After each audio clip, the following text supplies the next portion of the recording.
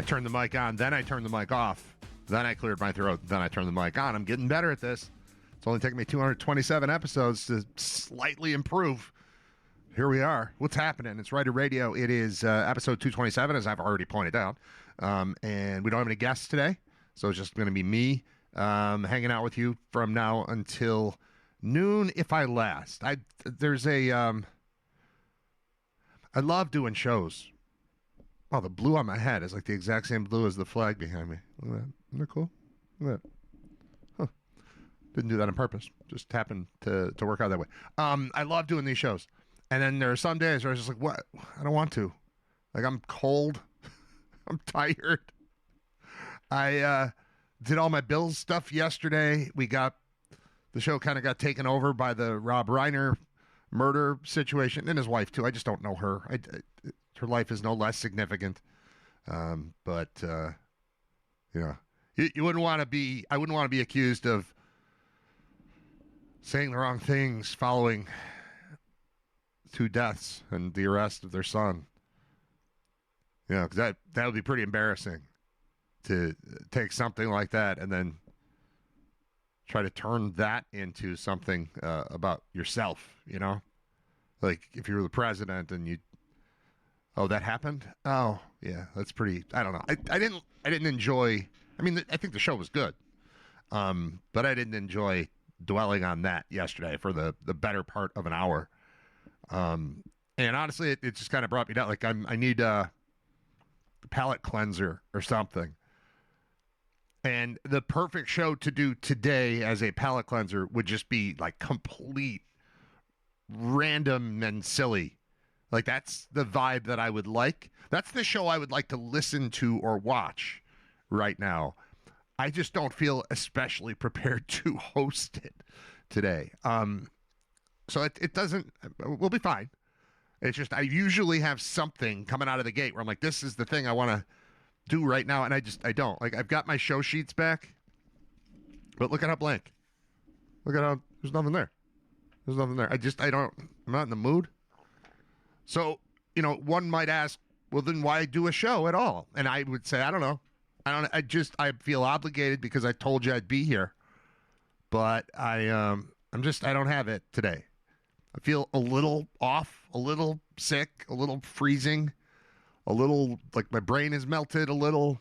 There's just a lot of stuff happening, and it seems like taking the 2 hours to sit down and do the show. It's the opposite of what I feel like doing right now, but I'm here. I don't have anyone, pointing a gun at my head saying the show has to go until noon. So maybe it'll end up short. Maybe I'll get into a groove and end up going long. I don't know. But as of right now, I'm not feeling it. So I'm sharing that. I don't have to tell you that. I could have just kept that to myself and done the show. And you'd be like, hey, it seems a little off.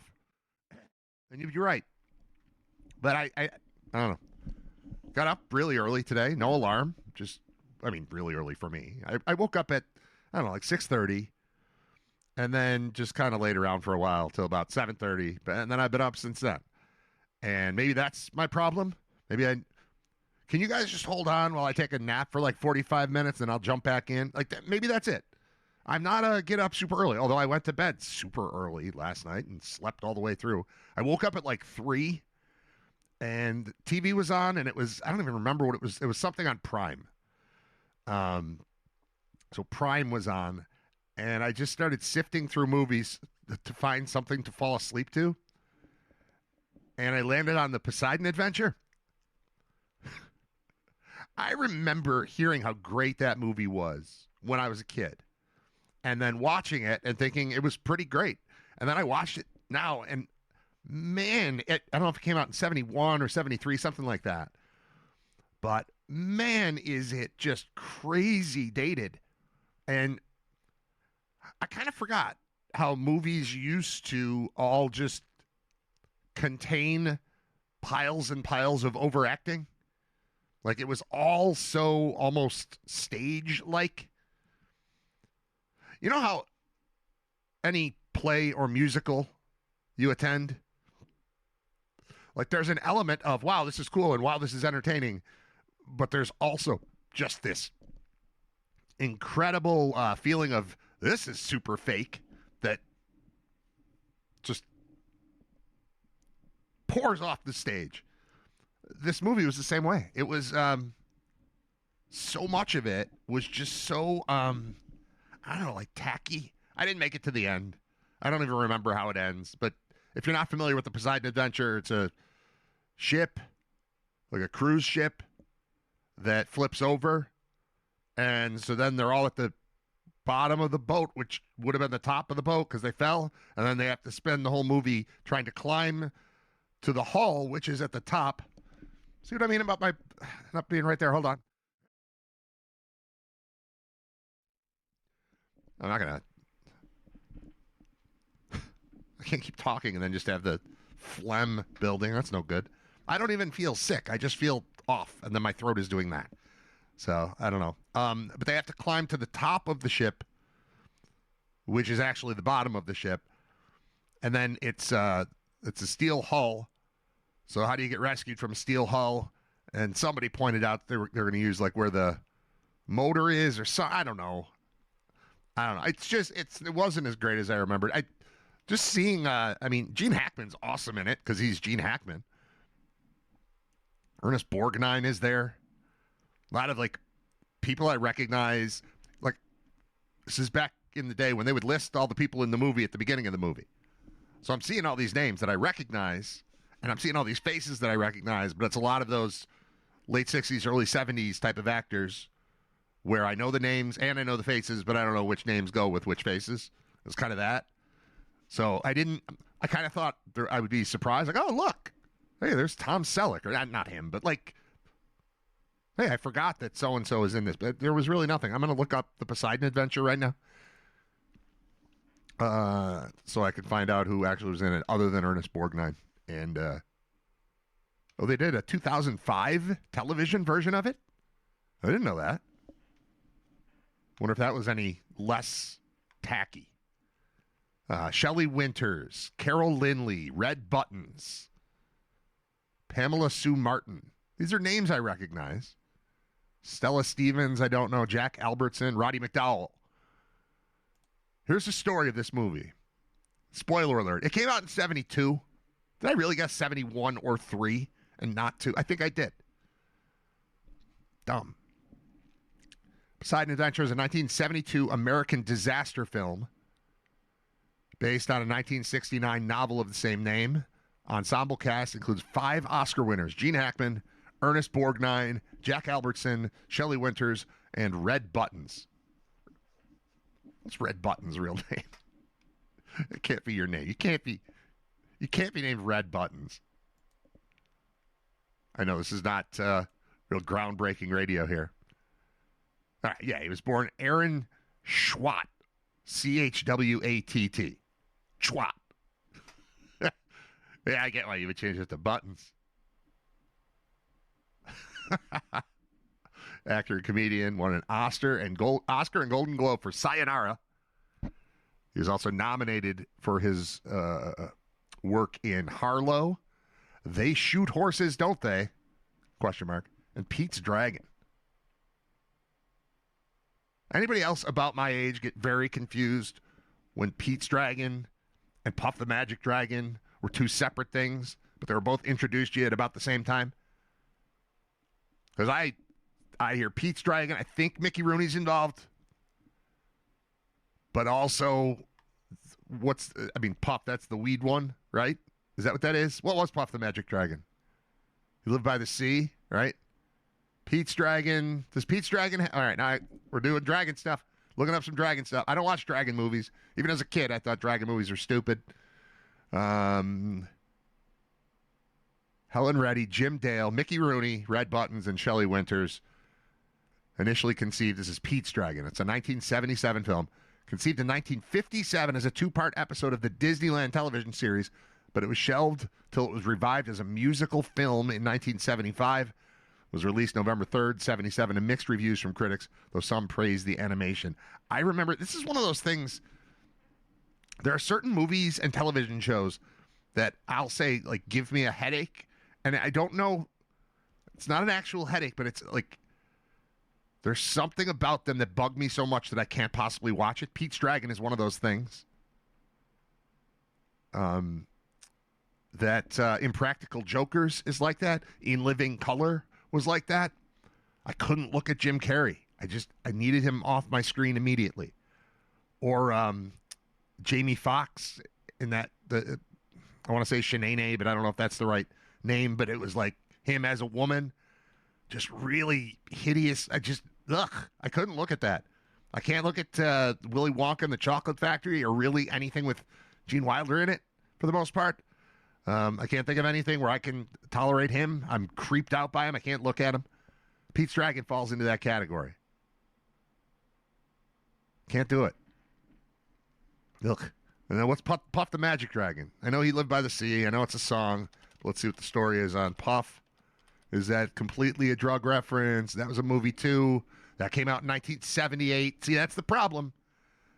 One comes out when I'm 3. One comes out when I'm 4. They both have dragons. They're both green. They both have a P name, Puff and Pete. I know Puff is the dragon. Pete is a person, a kid probably that has a drag. I don't know.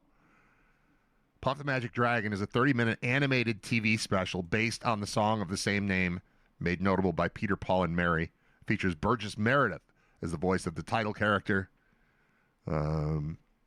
Puff's narration it begins with Puff's narration about a little boy named Jackie Draper, who's filled with so much self-doubt and fear that he stopped talking altogether. The parents are concerned. They have 3 doctors examine him. They say it's hopeless and that little Jackie will never talk again. All right, that's a trope that has been everywhere forever and has never existed. Nobody, no doctor, ever tells a parent, your kid is never going to talk. No one does that. Say, we got some work ahead of us. It's going to be a long road. But no doctor does that. No doctor, this boy will never walk again. All right, see ya. I'm going to hit the golf course. They don't do that. So I always the BS meter goes off when you hear it. It's more about real life stories because they put it into movies. It's unrealistic, but you'll hear it. You'll hear it from somebody who's, I was told I would never walk again. It's like, who? By whom? And I don't believe you. I don't believe anybody's ever been told that. Particularly like a kid is in an accident. Like, we've got some work to do to get you back up and running.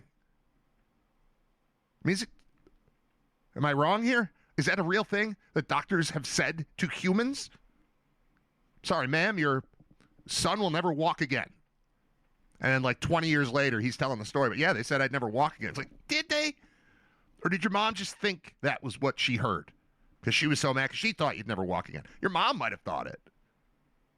But nobody says that, right? Unless we're all pure evil. Why would you say that to someone? You would say this is going to be very difficult. You've got a long journey ahead of you. I hardly went to any medical school at all. And I know to do that. I didn't go to any medical school. I had none. 0. They wouldn't. That was not an option for me. It was not anything I ever considered.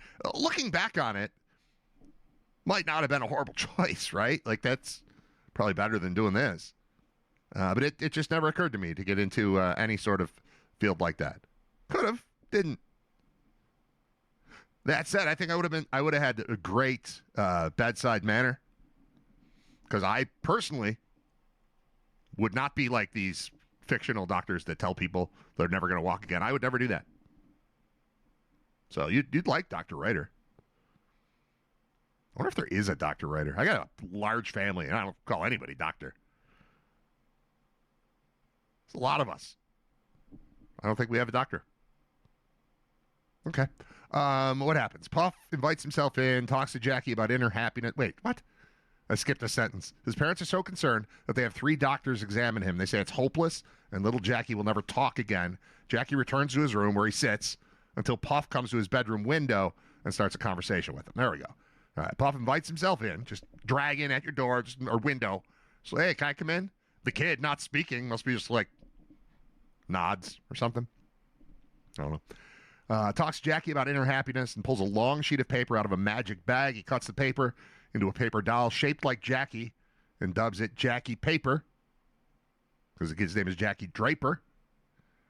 He then explains that Jackie Paper can do anything then asks if he can put his happiness into it. After he does so, the paper doll version of Jackie comes to life, and Puff then begins to make plans to go to Honolulu, which is located by the sea.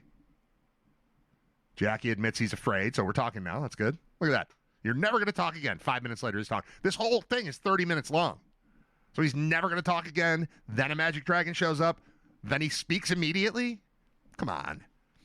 Puff then helps Jackie make a boat using things in Jackie's room, such as string, sealing wax, and the frame of his bed. What is Jackie up to that he's got sealing wax in his room? S-E-A-L-ing wax.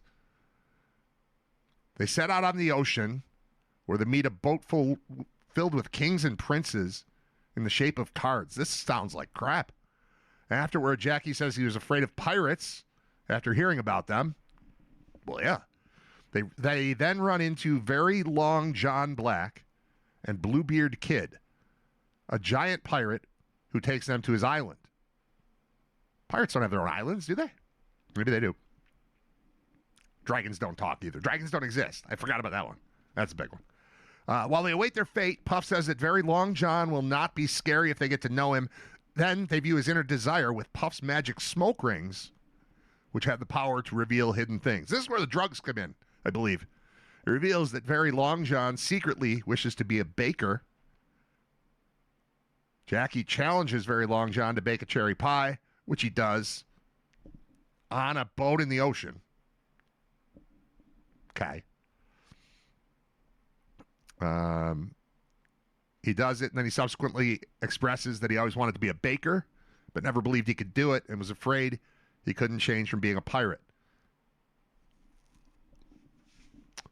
Jackie prompts him to make this change, and Very Long John expresses his gratitude to Jackie and Puff. How do you apply for that job?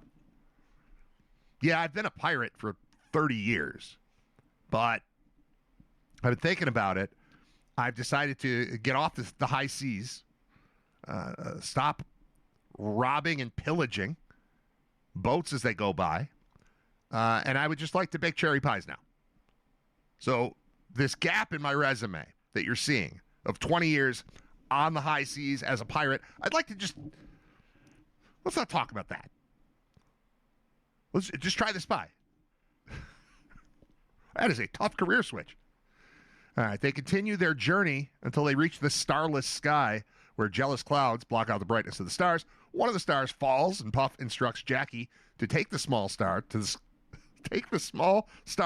the sky with the boat, which Puff gives butterfly wings. This is a crazy plot.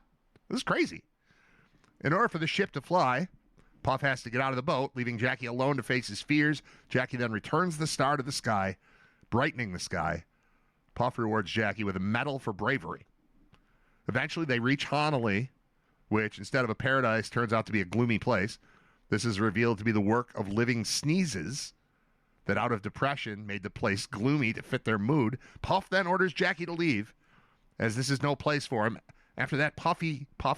We did Puffy last week. That was depressing. This is just terrible. After Puff sadly walks to his cave, realizing he was not brave enough to defeat the sneezes. This is what we were showing to kids in 1977? 78? Yeah. He's then reunited with Jackie, who returns with Very Long John and his chicken soup to cure the living sneezes of their colds, making them happy. They then return Honolulu to its happy glory by singing. Once this is done, Puff and Jackie go back to Jackie's room and return Jackie to his body. Puff tells Jackie thanks to his bravery, he's now healed and is strong again, and thanks Jackie for helping him too. Puff tells Jackie that he must be brave to face growing up, that time is far stronger than magic. That's true. Time is very strong. All right, pothead. Jackie says he'll never forget about Puff, to which Puff replies, "We'll see." Jerk. Puff leaves as Jackie's parents come into the room to find Jackie happy and talking again. Then they hug Jackie and express their love for him. The film ends with Puff asking the audience if they just saw a dragon walk by, similar to what he asked Jackie at the beginning of the story.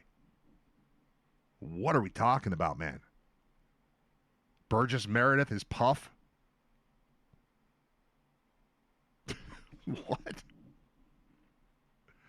I don't recognize the other names. In September 79, a picture book adaptation of the special was published by Avon Books. So at first it's a hippie song. Then it becomes a half-hour special.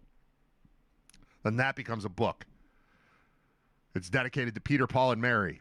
Words and sheet music to several songs that are featured in the special can be found at the back of the book, including the boat song and Weave Me the Sunshine. The book also makes use of the original song throughout, as the special does. The head of Puff can also be seen on the Green Dragon in the music video for Weird Al Yankovic's song, Another Tattoo. And that's that. No reference to drugs in there at all. That said, the entire story is insane. So I think that's probably where the drugs come in. The special was followed by 2 sequels, Puff the Magic Dragon in the Land of the Living Lies in 79.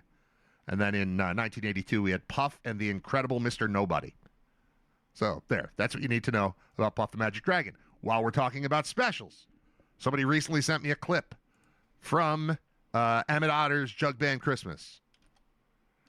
And I would just like to say, that came out in 1977. This is all stuff that, it's like in my formative years. So it was just there. Like stuff that came out in 77 when I was 2 or 3. That was all. It was all just there. So this is the kind of stuff we had kicking around. Puff the Magic Dragon and Pete's Dragon, totally different. And then Emmett Otter's Jug Band Christmas, which I will be honest, until a month ago, it never occurred to me that was just the Muppets.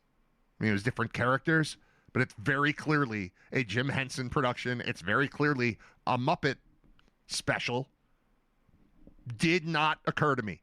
From 1977 when it came out until November, that Emmett Otter's Jug Band Christmas, I just thought that was a thing, a relic from the past. It used to show up on HBO every December, and then it would go away, and I remember liking it. I don't remember what it's about. I don't remember any plot line, nothing. I just know that I liked it. And then I recently saw a clip from it, and I thought, oh, it's the Muppets. That's why I liked it. So there. Maybe everyone else knew that. I didn't know that. I didn't know that until now. The cast starts with, of course, Jim Henson. Frank Oz is involved. All the greats. Jerry Nelson, Richard Hunt. It's just a Muppet thing. The full movie is available on YouTube. That's a surprise. 53 minutes. Full movie of Emmett Otter's Jug Band Christmas is available to be seen. Maybe I'll watch that at some point. We can talk about that. All right, back to the Poseidon Adventure. This era of movies, these disaster movies. Think of Airport. There was The Towering Inferno and Earthquake. Both came out the same year, 1974. Airport was 1970. Poseidon Adventure, 1972. And passengers and crew are trapped inside. There's a tsunami. It's New Year's Day. The Poseidon, the SS Poseidon, a luxury liner on its final voyage from New York City to Athens, is overturned by a tsunami. Was released in December of 72. Became the second highest grossing film of the year, earning over $125 million worldwide. Nominated for 8 Academy Awards, won 2 Oscars, a Golden Globe, a British Academy Film Award, and it's bad. Like I like it, but it's kind of bad. Hell upside down on the poster. At midnight on New Year's Eve, the SS Poseidon was struck by a 90-foot tidal wave and capsized. The Poseidon Adventure. Who will survive in one of the greatest escape adventures ever? It's good and bad at the same time. I'm not telling you to not watch the Poseidon Adventure. I would recommend watching the Poseidon Adventure. In fact, I'm interested in the 2005 version of it that was made for TV because I don't remember that. And we're going to look that up next. That's what we're doing today, man. Just hanging out, and we're just going for a ride. Okay? And I don't know that it's going to last until noon because I'm freezing, and I would like to just have a blanket. Maybe I should just get a blanket. Maybe I could do the whole show in a blanket. What's the temperature right now? 1? I haven't even been outside. Weather. My zip code. 23. That's like hot. Well, maybe that's what it is. Maybe I'm feeling the change in temperature, feeling us coming back from that, 8 or 10 degrees that we had a couple days ago. We're on the rise. We're going to hit 50 on Thursday? What? Look at that. High of 50, low of 32. That's pretty good. Maybe that's what it is. Everyone else in my family is horribly affected by the changes in weather, migraines and such. People have headaches. People get sick.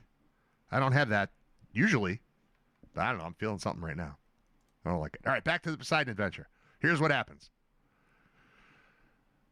Despite safety concerns from Captain Harrison, the owner's representative insists he goes full speed to save money, preventing Poseidon from taking on ballast. Reverend Frank Scott, a minister, that's our boy Gene Hackman.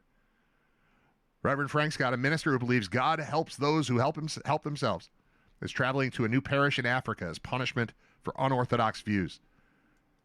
Detective Lieutenant Mike Rogo and wife Linda, former prostitute, deal with her seasickness. And plus, she doesn't want to leave the cabin because she's afraid she's going to run into former customers. This is just a part of the plot on this ship. They go on a cruise, and she's like, I'm going to hold tight. And Ernest Borgnine is like, you can't live life like this. You can't live life worrying about running into one of your former customers. And it's just so horribly overacted, and I bet he was nominated for an Oscar for it. But it's stupid and funny, and I don't know. It's interesting. A lot of the stuff that you see in Titanic, what's the best part of Titanic? You know the answer to this, right? The best part of Titanic is when the ship goes vertical and people are just falling and bing and bouncing off of fences and stuff. That's all ripped from the Poseidon Adventure. They did all that stuff already. Boat flips over, things fall down, people bounce off of things. Down is up is down. I don't know if I'm telling you to see it or not see it. I'm telling you that when I woke up at 3:15 and I put on the Poseidon Adventure, it was a world I was not expecting. I've seen it before, but it had been a while. Susan Shelby and her younger brother Robin are traveling to meet their parents. Interested in how the ship works, Robin frequently visits the bridge and engine room. Retired Jewish store owner Manny Rosen and his wife Belle are going to Israel to meet their 2-year-old grandson for the first time. Haberdasher James Martin is a love-shy, health-conscious bachelor. The ship's singer, Nani Perry, rehearses for the New Year's celebration. As passengers gather in the dining room to celebrate, the captain is called to the bridge in response to a report of an undersea earthquake. Seconds after midnight, he receives word that a tsunami is approaching from the direction of Crete. After issuing a distress signal, the ship is hit broadside and capsizes, floating upside down. The escape route can only be found upwards at the outer hull, now above the water. In the dining room, survivors take stock of their predicament. Akers, an injured waiter, is trapped at the galley door, now high above. Scott attempts to convince everybody to travel with him to the ship's hull, which is only 1 inch thick in one small space of that hull. The ship's pursuer, on the other hand, tells the crowd to wait for help. Not pursuer, purser. It's the person on the ship principally responsible for the handling of money on board. All right, so the banker person tells the crowd to wait for help. Most of the survivors side with the purser. The Rosens, Rogos, Susan, Robin, Akers, Nani, and Martin agree to go with Scott using a Christmas tree as a ladder. It's a massive Christmas tree, fake tree. After the group climbs to the galley, there are various explosions. As seawater floods the dining room, those remaining attempt to climb the tree, but their weight causes it to fall. Spoiler alert, water fills the room. Ship begins sinking. Uh-oh. It's not just floating anymore. Now we've got a big problem. Scott leads the group toward the engine room. While they're climbing a ladder inside a ventilation shaft, the ship rocks from more explosions. Akers falls and perishes. Bye-bye, Akers. Leaving the shaft, the group meets a band of survivors led by the ship's doctor heading toward the bow. Scott believes they're heading for their doom. However, Rogo wants to follow them and gives Scott 15 minutes to find the engine room, despite taking longer than allowed. Scott succeeds. The engine room is on the other side of a flooded corridor. Belle, a former competitive swimmer, perfect, volunteers to go through, but Scott refuses her and dives in. Halfway through, a panel collapses on him. The survivors notice the delay, and Belle dives in. She frees Scott, and they make it to the other side, where Belle suffers a heart attack. Before dying, she tells Scott to give her pendant to Manny to give to their grandson. Rogo swims over to make sure Bell and Scott are all right, then leads the rest over. When Manny finds Bell's body, he's unwilling to go on. However, Scott gives Manny her pendant, reminding him that he has a reason to live. Scott leads the survivors to the propeller shaft room's watertight door, but wouldn't you know it, additional explosions cause Linda to lose her grip and fall to her death. Heartbroken, Rogo blames Scott. A ruptured pipe releases steam, blocking their escape. Scott rants at God for the survivors' deaths. Survivors' deaths? That doesn't even make sense. We'll go with it.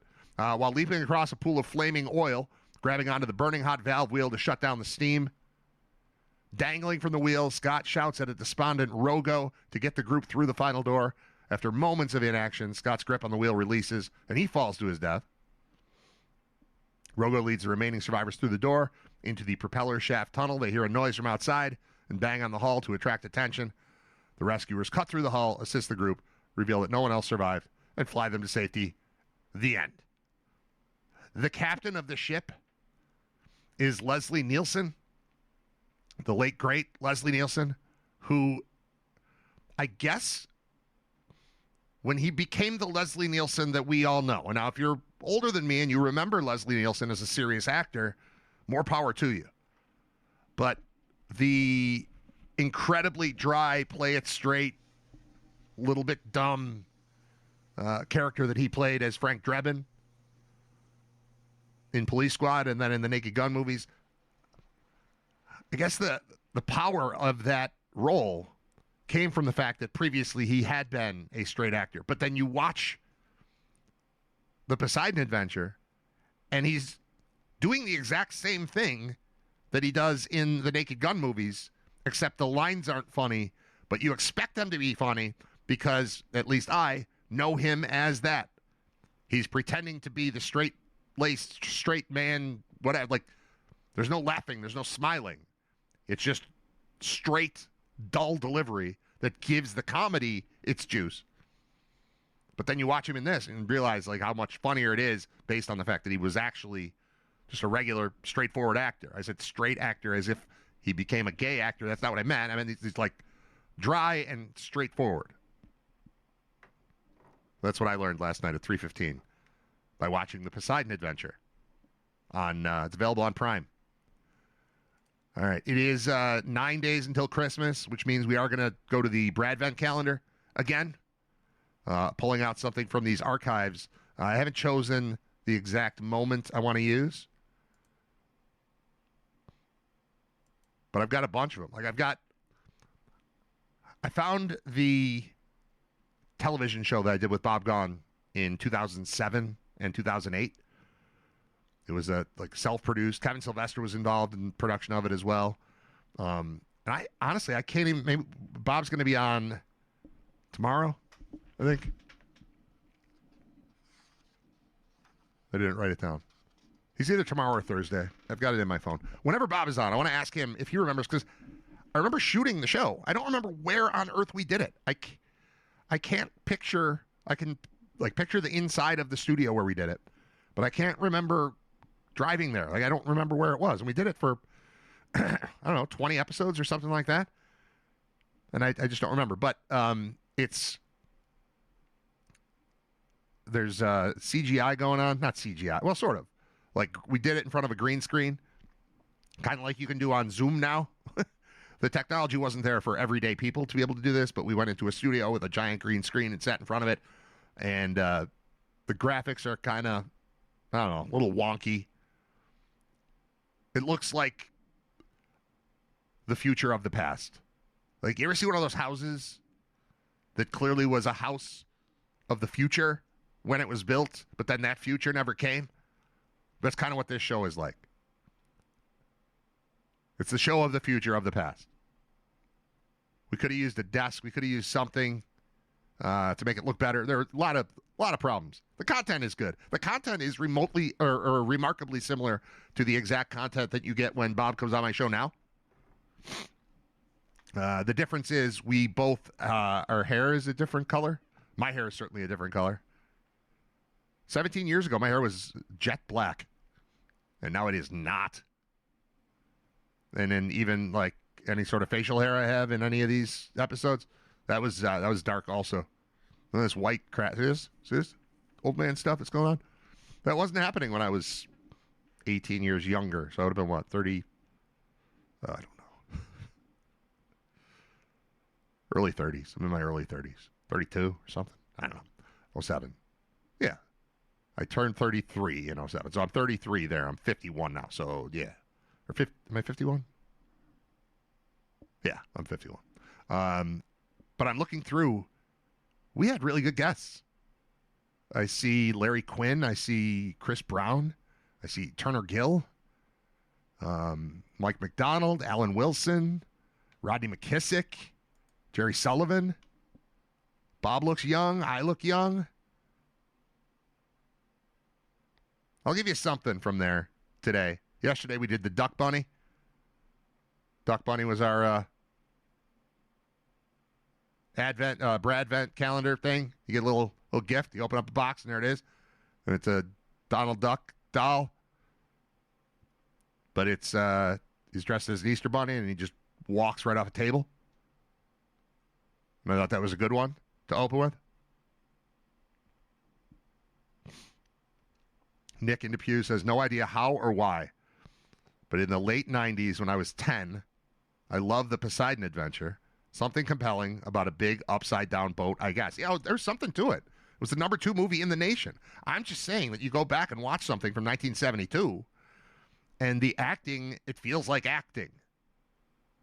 Like, I feel like we've evolved to where the average movie feels realistic. Maybe that's why I hate the Marvel stuff so much. I like when it seems real. Certain parts are never going to be real. Nobody's ever going to say hello and goodbye when they answer a phone in a movie. They're just not going to. I noticed that when I was a kid. Like, how come they don't say goodbye to each other? I don't know why, but they don't. They're just not gonna. That part doesn't fit. Goodbye. All right, talk to you later. See ya. Like, that doesn't happen. It's just gone.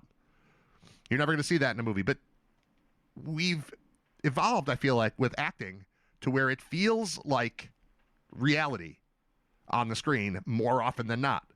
And then when it doesn't, it just feels so tacky and, hey, see, like it's all acting. See, it's that is there. Not that voice, not that stupid inflection, but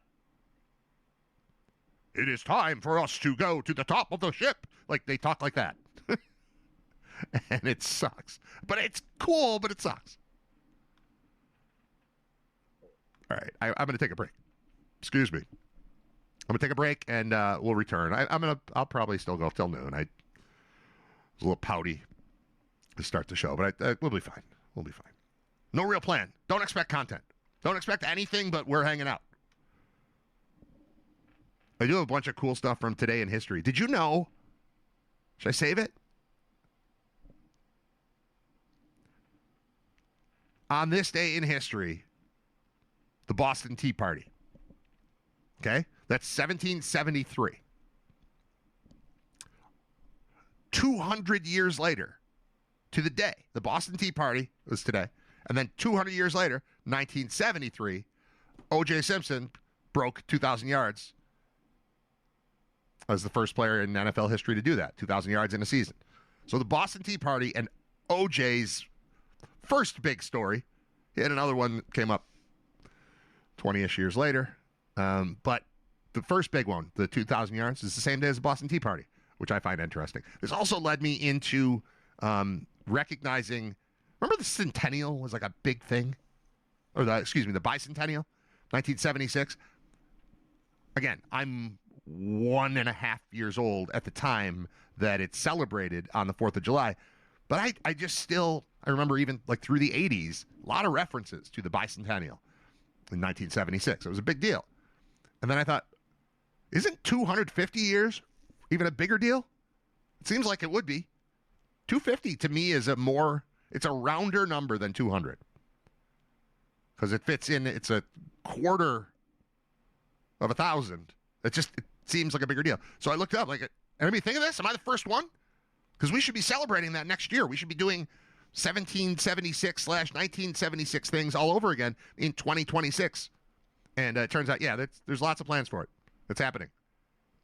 Somehow we're 2 weeks away from the year in which America will celebrate 250 years, and I have not heard it mentioned once. But then I looked it up, and it's there. We just haven't gotten to it because we're too busy chasing, the crazy stories in the news around all the time. But it's coming. You know what it's called? No, I don't know pronunciation, but it's semi, and then it's quin, and then it's centennial. So semiquincentennial. They're also just dubbing it America 250. Semiquincentennial. Coming your way. Is this the first you've heard of it too? This seems like something people would be talking about. Here comes 250. And maybe we're just not in the mood to all be the same version of patriotic anymore because people are fighting about what this means and what that means. And when you have a flag, does that mean you're... all this stuff. It used to just be simple, like, yay, USA. And maybe we can try it. Maybe let's try it. Let's try it next year. See if we can make it work. Semiquincentennial. Half of 500. Semiquincentennial. Yeah. Half of 500. Good. All right. I'm going to take a break. Be right back. I'm playing mostly Christmas music, although some of it a little bit more obscure than the stuff you're going to catch on FM radio this time of year. Stick around. Be right back.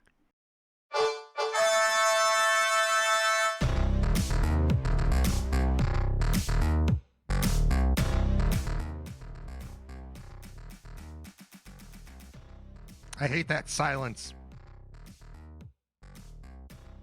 Silence/dead air between the Christmas song ending and the bump thing.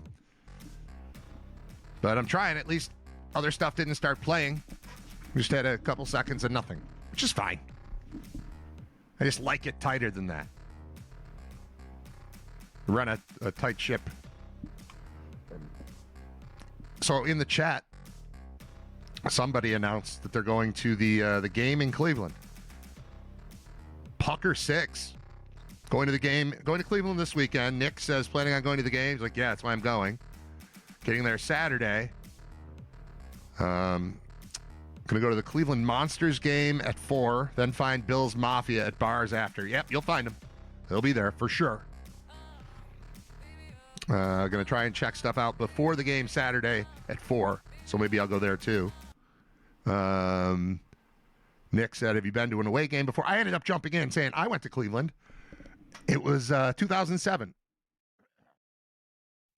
All of this actually ties together really nicely because I want to give you a gift from opening the Bradvent calendar today. We did that yesterday with Duck Bunny, and now today we're going to do it with a segment from the TV show I did with Bob Gahn 18 years ago in 2007. It turns out the Cleveland and Bills game that I attended, here's what I wrote. I went to Cleveland in 07. Bills lost 8-0 in a whiteout and were eliminated from playoff contention. That trip sucked. I've got a lot more to say about that trip, but it was the worst. And I believe that's the only road game I've ever attended. The only Bills road game I've ever attended was, I'm not smart like people that go to games in Miami and get good weather and Bills wins. I drove to a place worse, colder, and snowier than Buffalo, and then watched the team lose 8-0 to be eliminated from the playoffs, which at the time, that extended their drought to, 7 or 8 years. It would continue for a long time. But at the time, it felt like, wow, this is a really long drought. But the situation was the Bills were 7-6. The Browns were 8-5 going into that game. So if the Bills went down there and won the game, they were very much alive for a playoff spot. And I don't remember all of the circumstances of what else they would have needed, but losing to Cleveland put them 2 games back with 2 games to go of Cleveland. I think Cleveland did get a wild card spot that year. If they didn't, they certainly were alive longer than the Bills were. Let's find that out, shall we? 2007 NFL playoffs.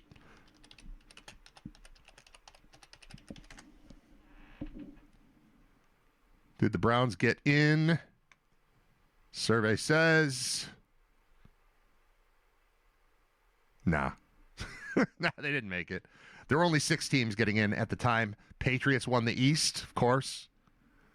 The Colts won the South, the Chargers won the West, the Steelers won the North, and then the wild card teams were the Jaguars and the Titans. So the Browns didn't get in anyway.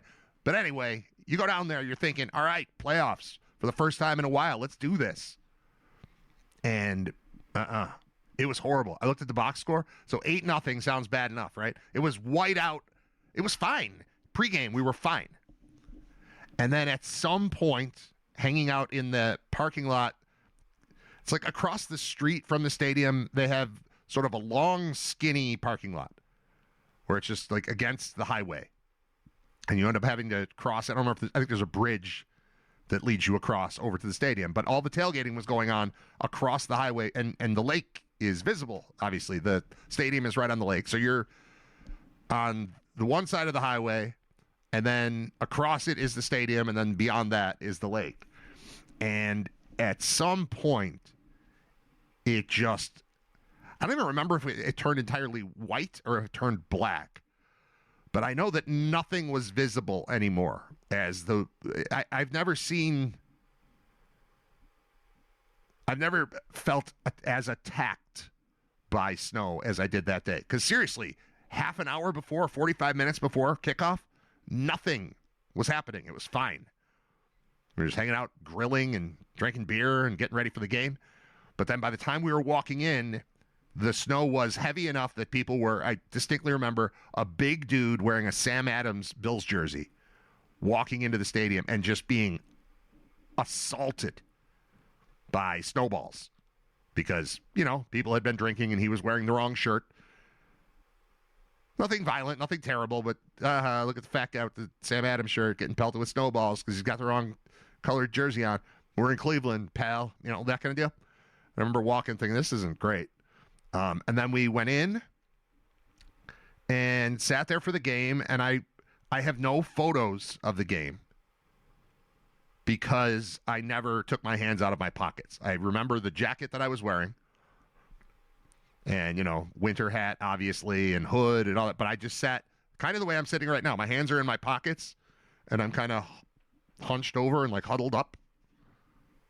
Bundled, cuddled. I don't know what the word is, but I'm like in a ball trying to keep myself warm. That was the entire game. The scoring in the game was obviously at a premium.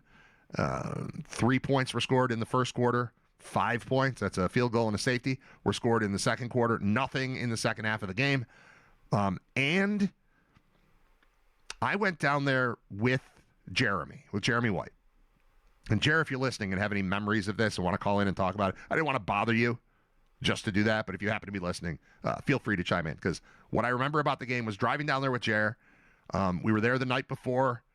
It was cool. We went out with our friends Bob and Kelly were down there, and then other guys, Mike and Aaron, who were just dudes that we met in the parking lot from tailgating for several years out at the stadium. They were on the trip too, so we were kind of in contact with them. I don't think we sat with them, but we, hung out with them. And then the game ended, and the roads were so bad that it was not possible to drive back to Buffalo without four-wheel drive. There was just no way we were doing it. Jeremy didn't have to get back the next day for some reason. And Aaron didn't have to get back the next day. But I did, and I hadn't driven. I think Jeremy must have drove. We ended up swapping spots, is the point here.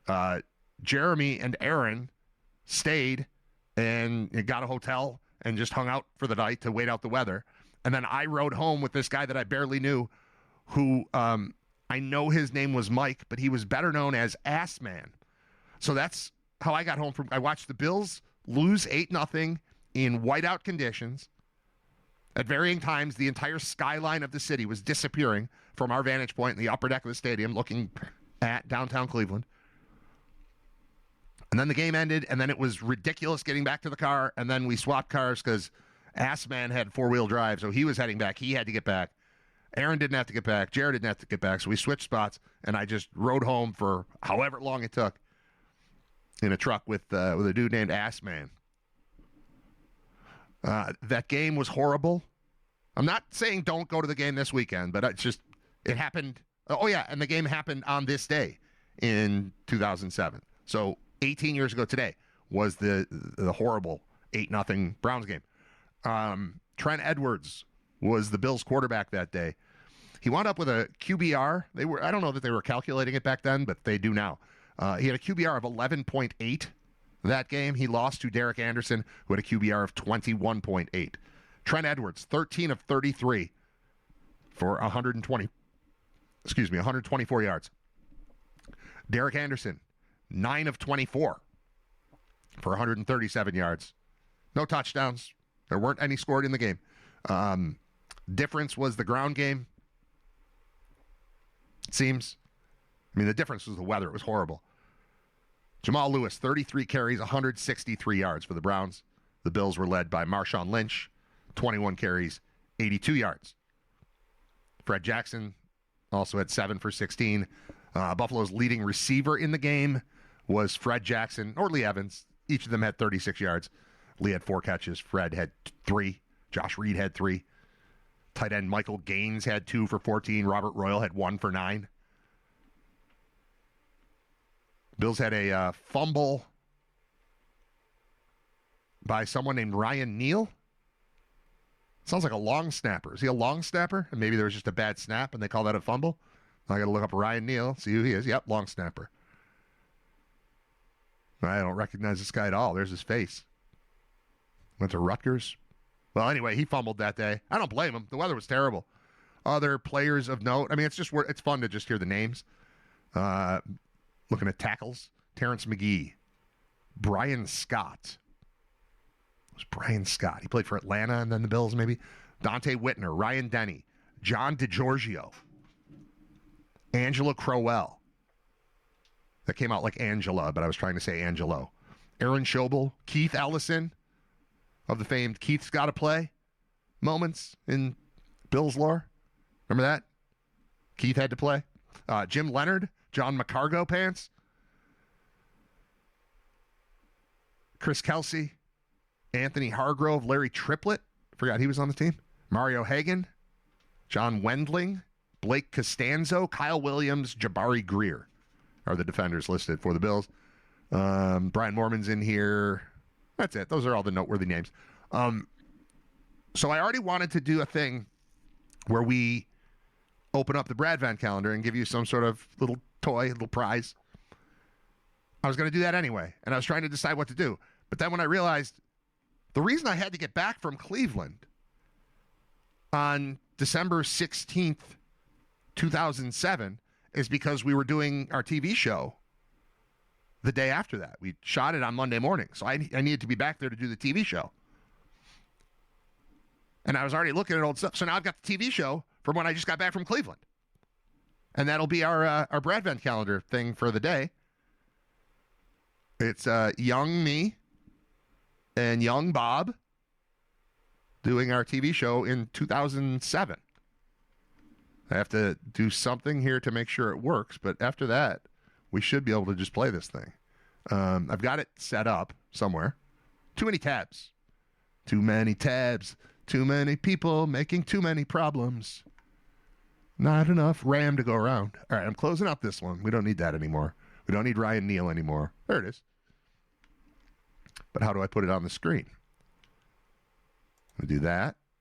This is the Brad Van calendar. So I think if I press this, you're going to be able to hear it. Okay, you can hear it. I want to make it so you can see it.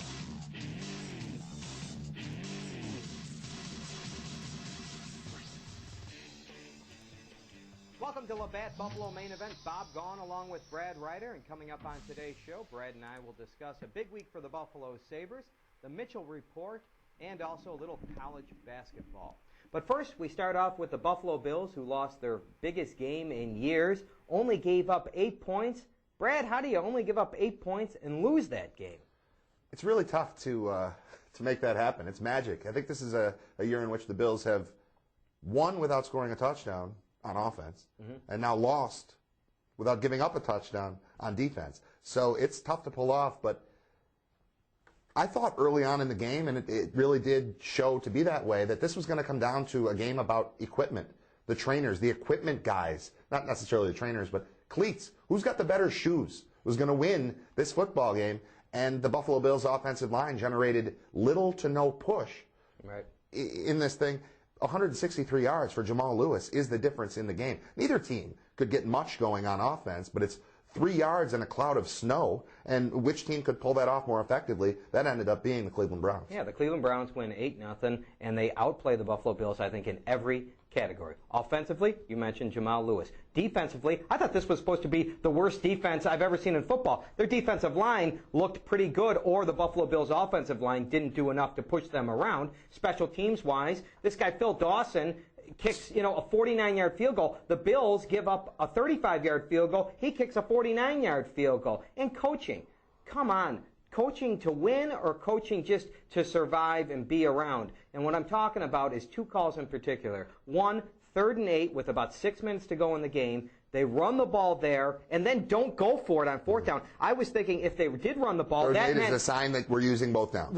Yes, the Bills are using both downs. And then, of course, the last play, you need a touchdown. I know you only needed 5 yards for a 1st down, but you really needed a touchdown because you couldn't get stopped. And they throw a screen pass. I thought the Bills coaching staff in general didn't coach aggressive enough game plan. Well, another thing that we've seen a few times this year, about 5.5 minutes left, I think, in the game, and the Bills are down 8-0, punt. Right. From around midfield, 4th and 8 or something. You're in a situation, neither team is moving the ball really at this point. You might need 2 scores there. You might need 2 scores. You've got to get this thing done. You've got to get the thing into the end zone. To punt, just to me, reeks of giving up or cowardice in a game where you can have your playoff hopes eliminated, and that's what happened. And also, how about spreading things out? I thought Trent Edwards, the last drive, looked pretty good when they spread the field, put Roscoe Parrish on the field. Why don't we put the best players on the field? I don't want to see Gaines and Royal on the field. I'd rather see Roscoe Parrish there, and I'd rather see the Bills. I thought it was kind of like the last Cleveland playoff game where the Bills, the no-huddle came out. I thought the spread formation in that last drive looked pretty good for Trent Edwards, and I was wondering, why didn't they do it more earlier? Well, the weather was a factor there. Yes, it was. Late in the game, I was sitting in the stadium, and the skyline of the city was appearing and disappearing and appearing and disappearing. There were times when it was just unmanageable in that stadium. Late in the game, it wasn't. So it was a lot about the weather and their ability to do it. But if they were going to win that game, it seemed to me like the best way to do it was get the ball in the hands of a playmaker. It was about one seam and one missed tackle. I pictured Roscoe Parrish or Lee Evans or Marshawn Lynch, say, hitting a hole, getting one-on-one with a safety, putting on one juke move, Dalton Hilliard style in the John Forcade game back in the day, and putting somebody down, and then you're in a situation where a 2-point conversion can tie the thing for you. As bad as things were for the Bills' offense, they were one seam and then juke move away from winning the game. I want the players that can put those juke moves on the field in a situation like that where the weather is going to have that kind of an impact. Brad, the second topic is, in spite the Bills don't make the playoffs haven't made the playoffs since 1999. Only one team has made it, further than that being the Arizona Cardinals. In spite of that, was this a successful season for the Buffalo Bills? That's tough. 7-7, could be 9-7. I'll assume 8-8 right now. Okay. And probably a good assumption. Yeah, I refuse to call that successful, but it is at least a slight building block in that they're going to go into next year. I don't expect them to lose much. I expect them to build on what they've got. And if you go 8-8 with a rookie starting quarterback and a rookie running back and all of the injuries they have and add Paul Posluszny back to the mix, I think you're in a good spot to head into training camp with some confidence. And there will at least be some buzz about this being a potential playoff team as opposed to this year where only the most optimistic fans could have looked at it and said they're going to be in the hunt come December. I think come June and July, we're going to be talking about a football team that is in the conversation to be a potential wild card team in the NFL. And I guess I call that progress. Is that a success?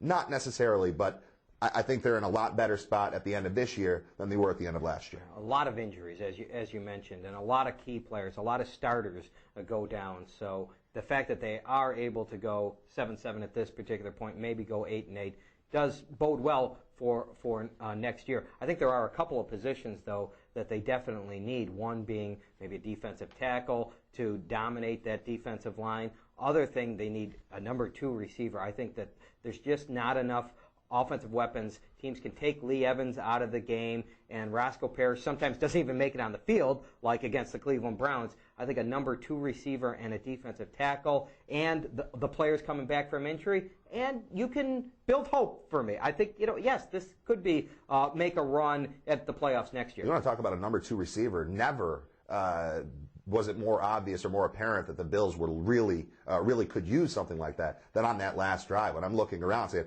good, Parrish is on the field. What's he, 4'2"? Yeah. Where is my 6'3" receiver or 6'4" receiver that every team in the league seems to have, or a tight end that's a real viable weapon in the passing game? They could have used a big man in the red zone yesterday, and I bet them they don't throw a screen pass on 4th down with the season on the line. That's absolutely correct. One of their struggles in the red zone is not having a tall receiver, not having the Kellen Winslow type of tight end. Those things really do hurt you. That's a great point. Steve Fairchild is taking the head coaching job at Colorado State. A new offensive coordinator will come in here. How big of a loss is losing Steve Fairchild? Well, I mean, they're not going to have the offense like they had yesterday or this week. So it's a good thing you're saying? I don't know. I haven't been blown away by what this team has been able to accomplish offensively. I think the line has gelled quite well this year. I think that's good. I think credit to Jim McNally there. I think the quarterback has developed pretty well, and I guess Fairchild is a part of that. I like where the running game is going. I don't know how much of an effect Fairchild has had on all of this, because I like the talent, yet I don't seem to, week in and week out, think, wow, good thing they had those play calls in there. Maybe 2 times so far this year. I thought, I really like the offensive game plan, and I think they really stuck to what they were trying to do. That's 2 times in 14 games so far. So I don't think it's a giant loss. I know Dick Duran will tell you it is. That's his guy. Some of the players certainly will, but I bet if you got them off the record, they'd tell you, we think we're going to be okay. Continuity, it is a problem. You can't just keep on going from Clemens, Gilbride, Shepard. You'd like to have the continuity that the Indianapolis Colts have with Tom Moore and Peyton Manning. So maybe from a continuity standpoint, it'd be nice to get an offensive coordinator in here that does stick around for a few years. Coming up next on Labatt Buffalo Main Event, Brad and I will answer your questions off of our emails. It's the O Restaurant and Lounge email segment coming up on Labatt Buffalo Main Event.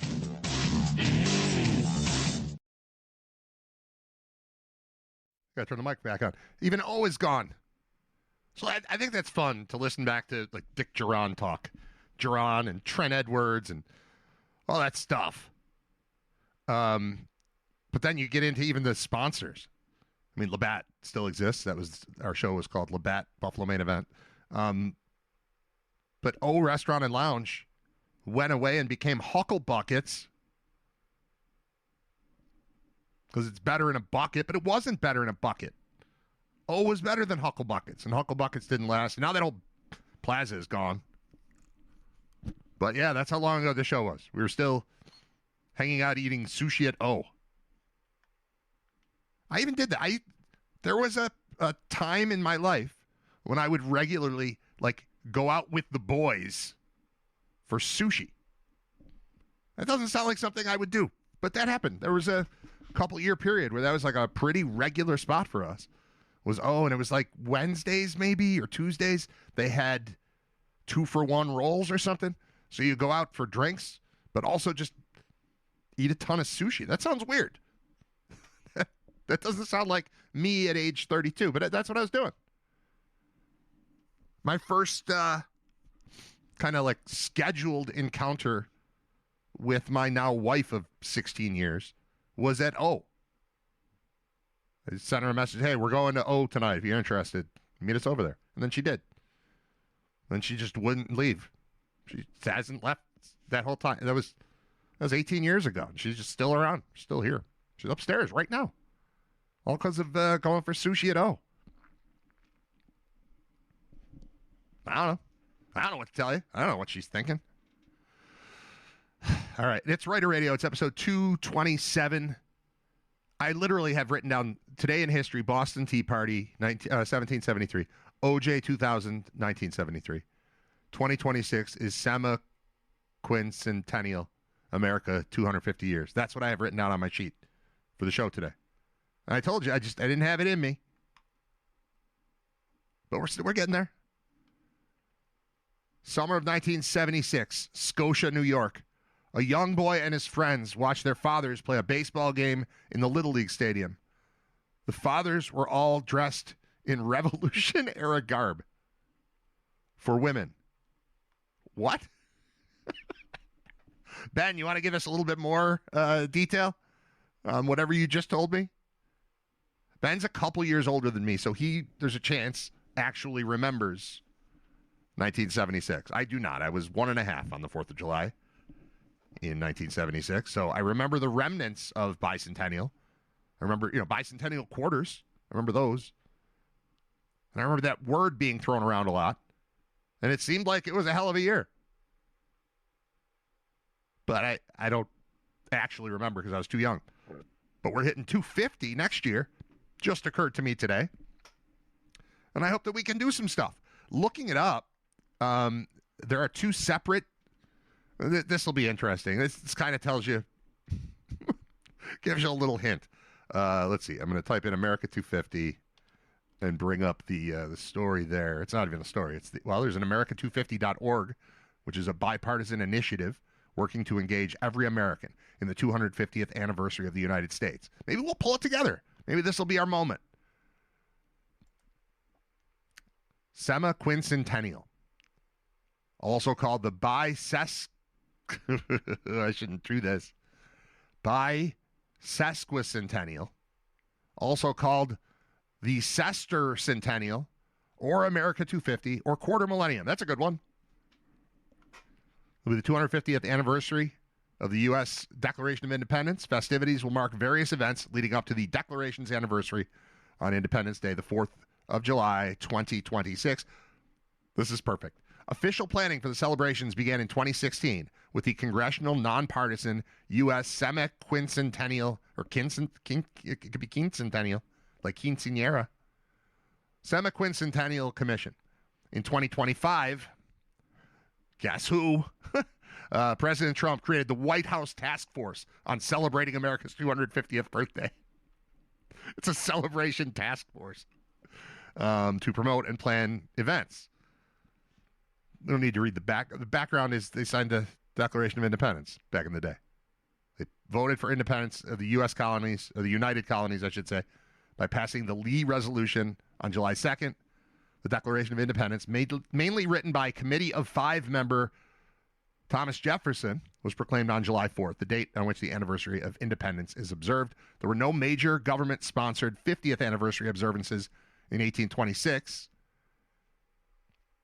July 4th, the day that the founding fathers and former presidents John Adams and Thomas Jefferson both died.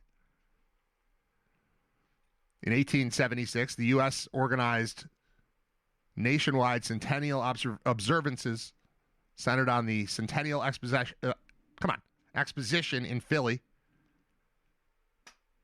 In 1926, a sesquicentennial exposition was held in Philly, and in 1976, bicentennial observances were held throughout the country.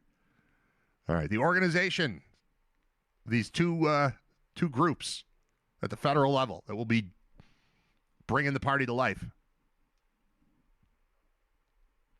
The nonpartisan Congressional America 250 Commission, created in 2016, backed by a nonprofit. And, as I said already, the White House Task Force on celebrating America's 250th birthday, chaired by Donald Trump and established via an executive order in 2025. See, Trump and I are not that dissimilar. He just woke up he's just the president. He woke up the one day and was like, hey, we have a birthday coming up. We got a big one. I'm going to start a task force. I'm going to do an executive order for a task force. I just say, hey, I'm going to look it up and see what's going on. He starts a task force. But seemingly random. I mean, there's no reason on December 16th to be talking about July 4th whatsoever. And I'm sure there was no reason on whatever day. Maybe it was July 4th that he woke up and was like, hey, that's 249. I bet 250's next. And put it together. The U.S. Semi-Quincentennial Commission Act of 2016 directs the U.S. government to issue commemorative coins and postage stamps and commission appropriately named naval vessels in advance of the celebration. In addition, specific activities, both officially organized and independently created, are being planned. The legislation specifically directs the organization of events in locations of historical significance to the U.S., going on to list Boston, Philly, New York City, and Charleston, South Carolina. as leading cities. The Circulating Collectible Coin Redesign Act of 2020. Man, we had nothing going on in 2020, did we? Everything shut down. Like, you know what we got to do? Got to issue an act about circulating collectible coins. That act allows the U.S. Mint to redesign any coins in 2026. It calls for a series of 5 designs for the quarter, including one depicting women's contributions to independence. Plans for the casting of a new public bell are being coordinated by the National Bell Festival. The hell's the National Bell Festival? Not Liberty Bell, totally different. This bell will honor 250 years of women's contributions to the American story and will lead nationwide ringing tributes during the celebration. We're just giving the bell sound means women now? Come on. The National Bell Festival is an annual New Year's Day celebration in the U.S. Based in Washington, D.C., the festival coordinates mass bell ringing events to ring in the new year and organizes a festival of free experiences related to bell making, restoration, ringing, and appreciation. Bell appreciation. This is real. And for some reason, that will be associated with the celebration in July. Okay. Leading cities: Boston, Philly, New York, Charleston, other places. Marine Corps Base Camp Pendleton. Camp Pendleton in California had a live fire amphibious capabilities demonstration on October 18th that celebrated the Marine Corps' 250th birthday and the semi-quincentennial. And yes, I'm saying it differently every time because I don't know which way is right. So it'll be right sometimes, it'll be wrong sometimes, but it won't always be wrong. Or maybe it will. Maybe I'm missing the whole point. I don't know how to pronounce that word. I don't care. This happened in October. As a precaution, the California Highway Patrol closed 17 miles of Interstate 5 against the guidance of federal officials. During the closure, debris from an exploding shell fell on parked CHP vehicles in Vice President J.D. Vance's protective detail. I don't remember hearing about this in October. Louisville. The Sons of the American Revolution, from its National Society headquarters in Louisville, Kentucky, announced plans to develop a SAR Education Center and Museum to be open prior to the 250th anniversary, which will house galleries and exhibits, will highlight the Patriot ancestors and tell the story of the American Revolution. Pittsburgh is kicking in. In 2019, they organized the Pittsburgh's US 250 celebration, which will feature a freedom train with black and gold colors, musical celebrations with the Pittsburgh Orchestra, and a major firework display at Fort Pitt in the city's downtown area with an all-day live parade through all city neighborhoods. That sounds like a nightmare. Going to want to stay out of Pittsburgh on July 4th, 2026. In Denver, Colorado will also observe the 150th anniversary of Colorado entering the Union. The America 250 Colorado 150 Commission was established to guide the Centennial State's twin commemorations. San Francisco, Bay Area, will observe the 250th anniversary of the founding of San Francisco, as well as the 175th anniversary of Santa Clara University. Several events will be held in honor of the Bay Area's triple celebrations, beginning with Super Bowl 60, which will be held at Levi's Stadium in Santa Clara on February 8th, as well as part of the FIFA World Cup at the same stadium in June and July. And then in D.C., the proposed Memorial Circle Arch would welcome people as they approach the traffic circle on Columbia Island, heading toward the Arlington Memorial Bridge and into the west end of the National Mall. A 5,000-seat Ultimate Fighting Championship arena is set to be erected on the south lawn of the White House for UFC White House in 2026. So, yeah, UFC fight. We're going to celebrate 250 years of America with MMA on the south lawn of the White House. Ballroom won't be ready yet. Ben, I asked you for further details on what happened in Scotia in the summer of 76. He says, I wish I had an explanation, but I don't. It's a very fond memory, just like the one my kids will have when I dressed as Taylor Swift for Halloween. What? Okay. Good enough. All right, done with that. Let's see what else we have open here on the screen. It's like I said, I've got nothing on my sheet. Just woefully unprepared for a show today. But that doesn't stop me from talking. I'll just keep going, man. Oh, this one's good. So Zootopia 2 is number one in theaters for the third consecutive weekend, and rightfully so. I assume. I haven't seen it, but the first one was great. But I have discovered, and maybe you already knew this, but Zootopia is massive in China. Like, something about the storylines matches up with their culture. And while it's, I won't say it's a forgotten film, the first Zootopia is a forgotten film in the United States. I haven't forgotten it. I have kids that liked it, and we have all of our movies saved in one place. So it's like we've had Zootopia since we've had kids, basically. I don't know when the first one came out, but it's been in my life the whole time. The original Zootopia came out when? When did it come out? I'll look it up. I can look other stuff up. We're in the super slow computer, like, gotta reboot it after the show type of deal. But that's all right. All right, Zootopia came out in 2016. Okay, so my third kid was born in 2016. So Zach was 4. Like, we've been on board with Zootopia the whole time. I don't know if they saw it in the theater, but we've owned it forever. So I don't forget about it, but apparently America has forgotten about it. It's just a 9-year-old movie that's whatever. However, in China, they're going nuts. Story out of Beijing. Qi Waiho is a person, a 21-year-old person, recently welcomed a new family member, a beautiful, highly venomous blue snake. The 21-year-old from a province I can't pronounce bought the Indonesian pit viper for 1,850 yuan, which is roughly $260, 2 days after the release of Disney's animated hit Zootopia on November 26th. Key's favorite character was also the franchise's newest, Gary the Snake, believed to be inspired by the Southeast Asian serpent. As a reptile lover, Key had long wanted a blue snake, but he finally went ahead and got one after seeing the positive and adorable portrayal of the snake character in the movie. He told CNN, Zootopia 2 helps give reptile pets a better image. They're not oddballs, and Gary is the most representative character among them. I love his enthusiastic attitude and his sense of responsibility. So this dude is 21, and he likes the cartoon snake, so he got this venomous snake as a pet.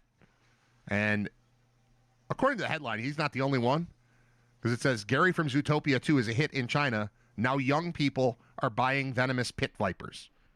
This is a story from yesterday about what's going on in China. In the movie, Gary sets out to clear his family's and all reptiles' reputation with the help of the original film's protagonists, Bunny and Fox duo Judy and Nick. Key added that reptile owners like him have long faced prejudice in China, often considered to have a weird taste for creepy creatures. He hopes Gary the Snake, that's D-E' snake, Gary the Snake, can help improve their image. He's not the only one who adores the film's blue snake so much that they'd like to have a real-life version despite its venom. Since the movie's release, major Chinese e-commerce platforms have seen a surge in searches and an uptick in prices for the Indonesian pit viper, commonly known as island bamboo pit viper in China. I feel like it has a different name. I feel like they speak it in Chinese, and it wouldn't sound anything like what I just said. That's not the point. With its cost ranging from a few hundred to several thousand yuan, Chinese state media outlet The Paper reported, reptiles have increasingly captured young Chinese people's hearts in recent years. More than 17 million people in the country owned exotic pets by the end of 2024, according to data cited by Chinese state news agency something, which said the market size was approaching 10 billion yuan, or $1.4 billion. More than 60% of them were from Gen Z. So Chinese Gen Z loves reptiles. I typed into ChatGPT, like, why is this funny? Because it's funny to me. And it was basically telling me, like, don't make fun of Chinese people. It's not them. Like, all right. But I just wrote, what's funny about Chinese people loving Zootopia and Zootopia 2? Because I know it feels funny, but I don't know what is funny about it. And then ChatGPT is very careful, telling me what people are reacting to isn't Chinese people themselves. It's the unexpected scale and intensity of Zootopia's popularity in China, especially compared to how it played elsewhere. Here's why it became a thing people joke about and how to frame it without being gross. I didn't ask to not be gross. I want to know what's funny about this. Why do I find it funny that China is seeing a movie, a cartoon movie, an animated film, and they're like, you know what? That movie was awesome. I'm going to go buy a venomous snake. That's funny to me. Not because they're Chinese. Well, kind of because they're Chinese. It's a piece of American culture, and I think they're taking that's the wrong message. Like, I don't know who wrote Zootopia. I don't know who assembled it. I don't know what they had in mind, but an uptick in the sale of poisonous snakes in China could not have been anywhere near the list. Could it? It says the popularity gap is shocking. In the U.S., Zootopia was a big Disney hit, well-liked, then culturally done. In China, it became a phenomenon. It's been re-released, rescreened, memed, and merchandised, still culturally alive nearly a decade later. That mismatch is funny in the same way it's funny when Japan obsesses over a random Western band, Europe loves an American song Americans barely remember. The humor is, wait, that movie? It goes on to say Nick and Judy accidentally hit cultural sweet spots. Without Disney intending it, the movie landed on themes that resonated strongly in China. Outsider success story with Judy. Clever survival versus brute power, Nick. System pressure, hierarchy, reputation. Rules and rebellion inside a controlled system.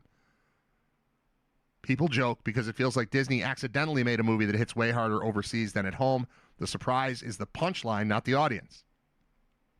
Or that surprise is the punchline, not the audience. Goes on to say Zootopia fandom went deep. Massive fan art communities. Serious shipping culture. I don't know what that means.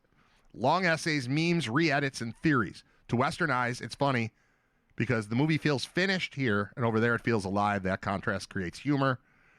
It says Zootopia 2 jokes, quote, of course it's for China. When Zootopia 2 was announced, jokes popped up like, this movie exists because China demanded it. And Disney finally admitting who the real audience is. That's industry satire, not ethnic humor. Similar to jokes about Fast and Furious being made for international box office or Transformers surviving purely on overseas ticket sales. All right. The important line, and this matters, says AI. I don't know why AI is coaching me to be so careful talking about China liking snakes and buying snakes. I guess I didn't ask it about the snakes. I just asked it about the movie. What isn't funny? Mocking Chinese people. Right. I would never do that. Treating them as a monolith. I don't know how to do that. I don't even know how to treat something as a monolith. I'm not capable of it. Using accent stereotypes or their weird framing. Okay. It's just telling me to be polite. Like, this is AI going, hey, have some humanity, sir. I got you, man. What is funny, a mid-2010s Disney movie becoming a long-term cultural obsession somewhere unexpected. Corporations quietly pivoting because another market loves something more than the original one did. If you want to joke about it cleanly, the joke should always point up at Disney, the box office, cultural blind spots, not down at the audience. Yeah, but it's the audience buying snakes because of an animated movie they like. That's weird. Don't tell me that's not weird. AI? What are you talking about? All right, so that's that story. It's 11:45. We're going to make it to noon, I think. I think we're going to do it. I didn't think we would. They said it would never happen. The silence is me waiting for this thing to disappear off my screen. But it's not. It's just kind of frozen. Which is okay. Pretty low-key show today. This is not my best effort. I know that. I'll be better tomorrow. Bob will be on tomorrow. It'll be great. Bob was on today. Oh, yeah, we didn't even discuss. I played the thing from 17 years ago, and we didn't even talk about it. That sounded just like our show sounds now, right? Not that much different. It looked different because we were younger and thinner and less gray. But that's just me and Bob doing our thing. And that was 10 years into me working with Bob. So I'm 27 years into working with Bob. Is that right? Man. Yeah, that's right. I started in radio in 97.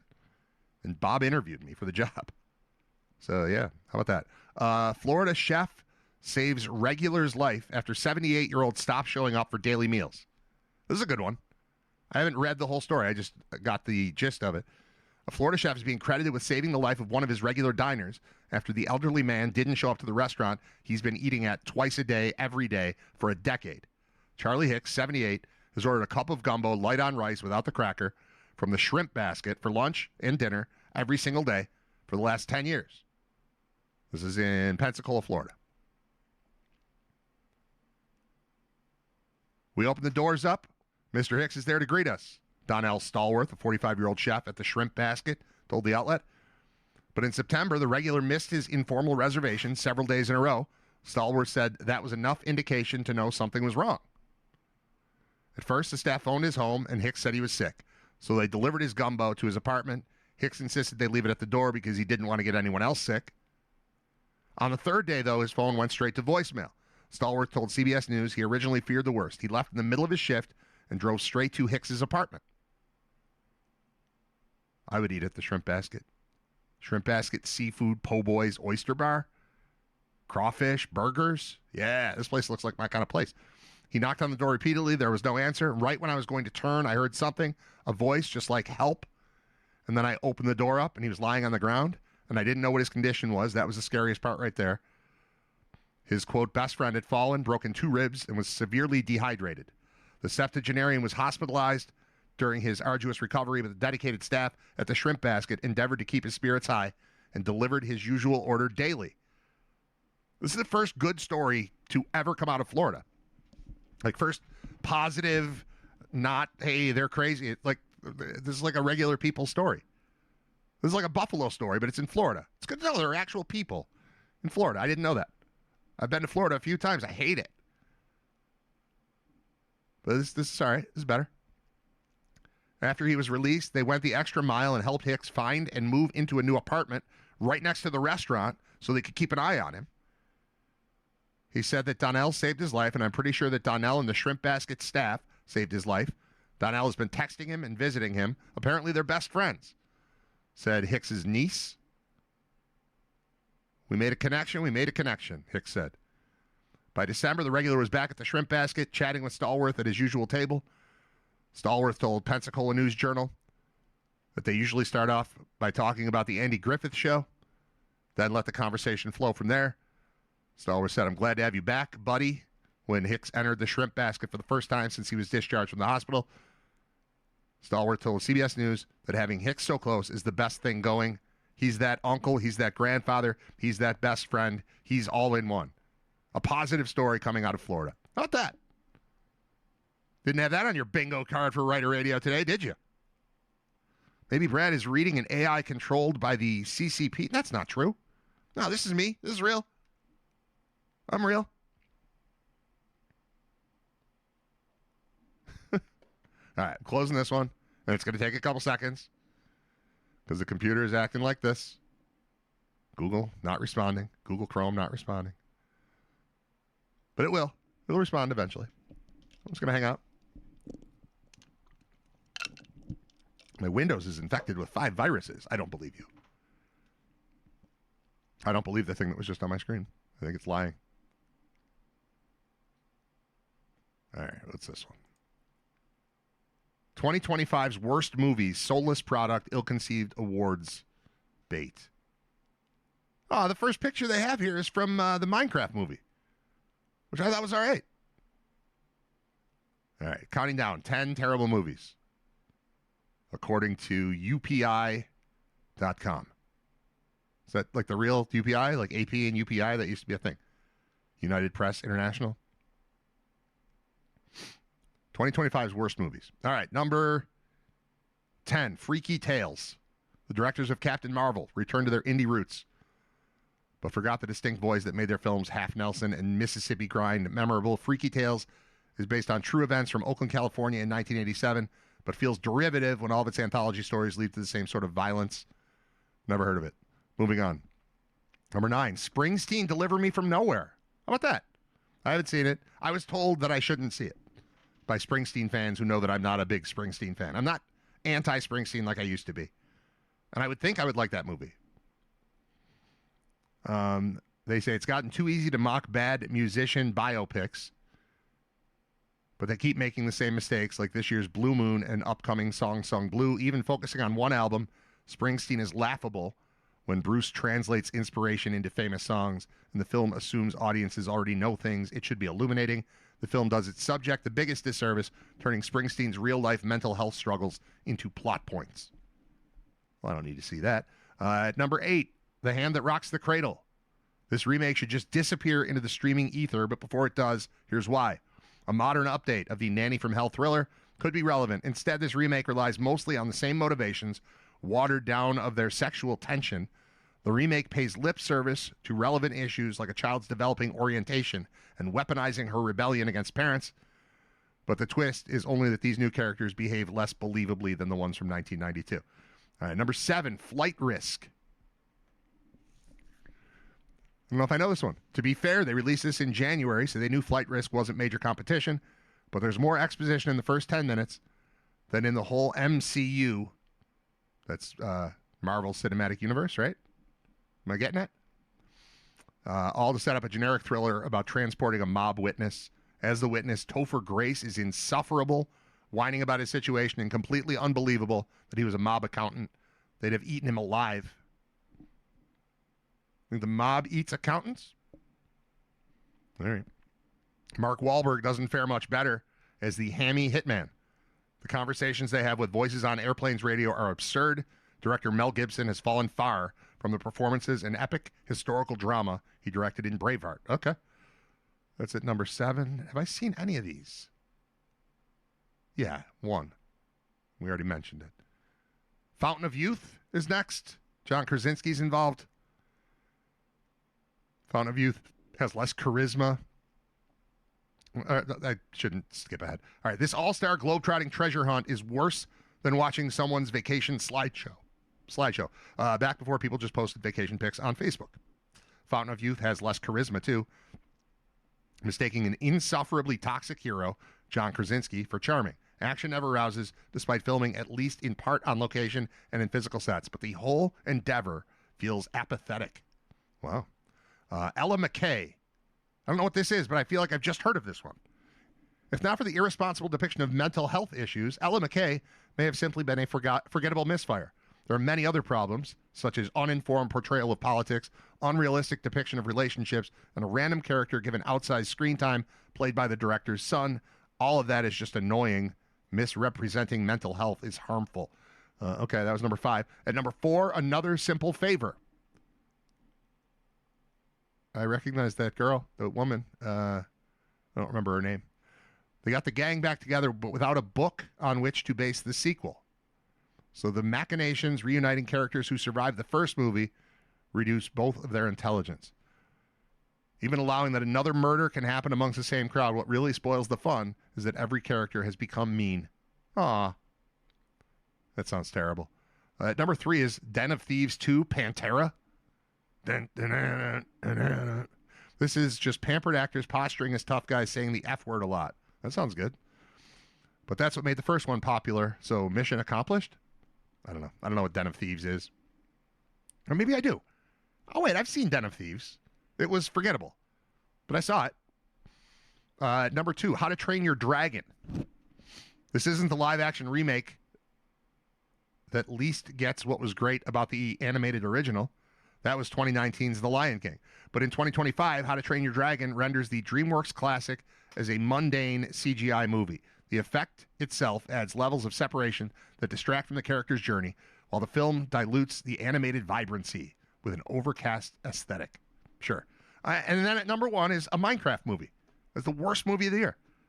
It's not too much to hope a movie based on a corporate asset be creative. The Lego Movie and Barbie exist. No such imagination survived the development of the Minecraft movie.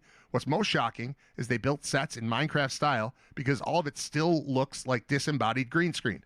Jack Black earns his paycheck selling it, but he's still saddled with exposition and one of at least 4 convoluted subplots that barely revolve around building things, the whole point of the game. That's just being mean. It was fine. It was funny. Kids laughed. They all sang along. They all had their, I don't remember what the line is that they were all shouting, but they did it. We watched, that was our movie for movie night at our baseball thing, at our baseball field. And we watched a Minecraft movie, and all the kids, it was like Rocky Horror Picture Show. They somehow all knew what to do during the movie. So it did something culturally significant. All right, and then after that, I opened up the worst Netflix movies of 2025. And, yeah, it's a list of 10. I'm not going to read all the details, see if there's anything in here I recognize. Back in Action. It's got Cameron Diaz and Jamie Foxx, and I've never heard of it. That seems bad. Kinda Pregnant. The worst thing about Amy Schumer's throwback comedy, Kinda Pregnant, is that it really only has one idea. It's not a particularly bad one. What if a grown woman, overly conscious of the passage of time and longing for positive attention from strangers and loved ones, fakes a pregnancy to make herself feel special again? That doesn't sound very good. I'm not going to watch that. The Electric Slate. No, State. The Electric State is the next movie on this list. The Russo brothers' reign of terror over Hollywood post-Avengers Endgame continued this year with The Electric State, an aggressively dull dystopian action movie set years after humans won a war against robots and banished the robot survivors to the exclusion zone. That sounds terrible. I'm not going to do that. The Old Guard 2.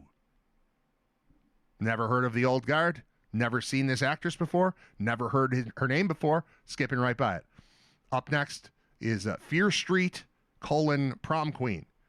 In summer 2021, audiences were delighted when Netflix dropped not just one, but a trilogy of horror films that capitalized on retro slasher nostalgia, adapted from a series of books by R.L. Stine. The Fear Street movies remain some of the best features Netflix has ever commissioned, but the 2025 follow-up Fear Street Prom Queen failed to recapture the momentum of the first three. Okay.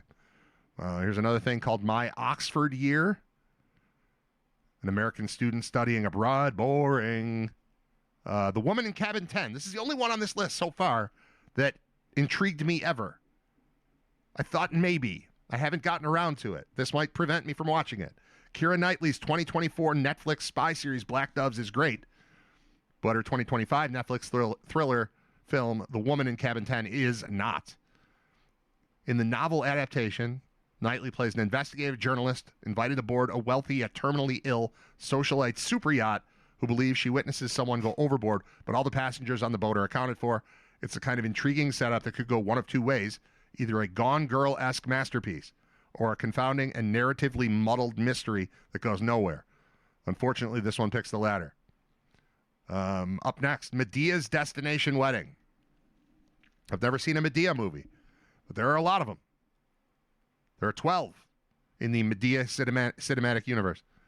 At this point, a Medea movie doesn't exactly need to be good to be entertaining and fun, but Medea's Destination Wedding manages to be neither of those things. It's a streaming movie in every sense, with none of the stylistic panache that many of Perry's projects, yes, even the goofy comedies, tend to have. The plot follows Medea and her extended family's trip to the Bahamas after a member of their family gets engaged, but it mainly plays like an ad for the Atlantis Resort, even clunkier than that infamous Old Navy product placement in Riverdale, and with none of the comedic charm found in many of the other 12 movies featuring Medea. I will watch that. If it's basically an ad for the Atlantis, I'm looking at the picture. There's Tyler Perry as Medea in a hotel I've been in. I'll watch things when I'm familiar with them. That's why I'll watch anything set in Buffalo. It's the stupid Bills movie was terrible, but it was great. Because you're just playing I Spy the whole time. I'm going to watch this movie. Medea's Destination Wedding. I didn't know it took place at the Atlantis. I missed the Atlantis. We're coming up on a year since I was there. No Bahamas Bowl this year. No bowl at all this year. Sad. But I'll watch Medea's Destination Wedding. The Twits is the next movie listed here. The best thing about Roald Dahl's funniest children's books is the way he incorporates his grisly, often cruel sense of humor into mostly harmless material meant for kids. Imagine our surprise when Netflix's animated adaptation of The Twits, perhaps Dahl's meanest book, its title characters, though married, spend their days trying to violently torture animals, their neighbors, and each other. His meanest book abandoned all bad taste in favor of a hopeful message about kindness and empathy towards your fellow man. Sure, it's difficult to imagine a modern adaptation of that book that kept all of its jagged edges intact. The blatantly racist African monkey caricatures would for sure have to go. But it's as clear an example as any that today's children's movies are unwilling to take even the smallest of storytelling risks. Okay, now we're going to talk about A House of Dynamite. This one I saw. And we discussed it. I talked about it with, I don't know if it was with Scott or Jeremy. I think it was with Scott. It was. The first 45 minutes of A House of Dynamite has exactly the kind of high-octane sense of thrill and dread you would expect from an end-of-the-world movie directed by Catherine Bigelow. True. But sadly, that feeling fizzles after those 45 minutes are up. True. The film chronicles the American military's response to a missile launched by an unknown adversary, from detection to an attempted defense maneuver, from 3 different perspectives of the American government. The film's major issue is its structure. You see the same thing from the eyes of 3 different people, each less interesting than the last. I think that's right. Even Idris Elba playing the U.S. president isn't enough to keep its second and third chapters from feeling stale after the thrills of the first. That's right. You really can just watch the first third of it and be done. Oh, they have the best movies here, too. Best Netflix movies. Plankton the movie. Nanas. That's Vince Vaughn and old people. K-pop Demon Hunters, of course. Broke. I don't know what this is. It's one thing to be a chronically broke bareback bronc rider with no fallback skills and dealing with a possibly career-ending head injury, but it's another to be all those things and get caught out in a freak spring blizzard that forces you to fight for survival while battling the injuries and stress you already have. I'm not going to watch that one. There's a movie called Steve that they like. When Cillian Murphy is starring in one of those guy having the worst day of his life productions, you know it's going to be good. In Steve, Murphy plays a head teacher in charge of a last chance reform school for troubled boys who is nonetheless determined to give his young charges another chance at fixing their lives, no matter how many times they call him a dick. Okay? The film follows one day in Steve's life as he breaks up fights, fields a mountain of personal crises, and generally makes sure none of them feel like they're all alone in life. Don't need to see that. The Thursday Murder Club. That's Ben Kingsley. That's Helen Mirren. That's Pierce Brosnan looking super old.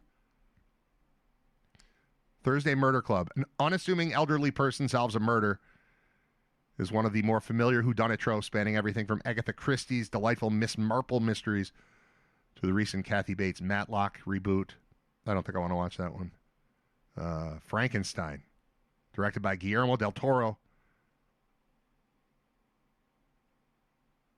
It says naturally it was going to be a banger. I don't think any of us were quite prepared for how much of a banger it actually is. Full of aggressive biblical imagery and sweeping polar vistas and anchored by 2 of the best performances of the year. I'm not going to watch that. Train Dreams. Meditative and mythic with a keen eye for natural scenery and performances that breathe. Train Dreams is by far one of the best movies of the year. How can you be by far one of? It's not a real way to put things. Train Dream. I don't care about Train Dreams. Jay Kelly. I saw Jay Kelly.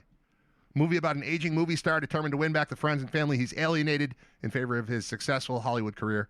Sounds a little corny, and Noah Baumbach's drama, Jay Kelly, fully leans into that corniness and is all the better for it. I would agree with all of that.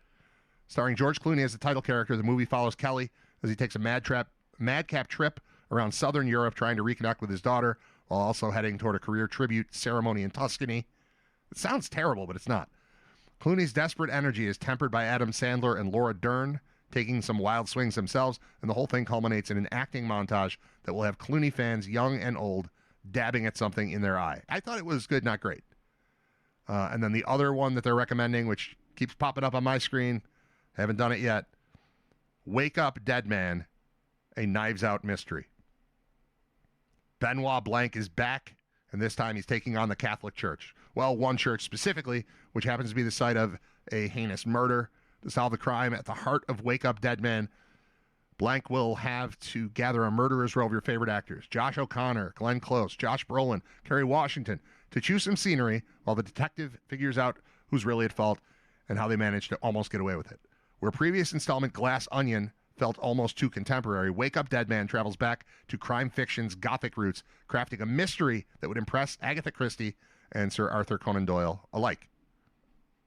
All right, maybe I'll watch that one. There you go. Those are your movie reviews. Fair review of House of Dynamite, says Nick. I agree. Eddington and Jay Kelly were both all right Netflix movies.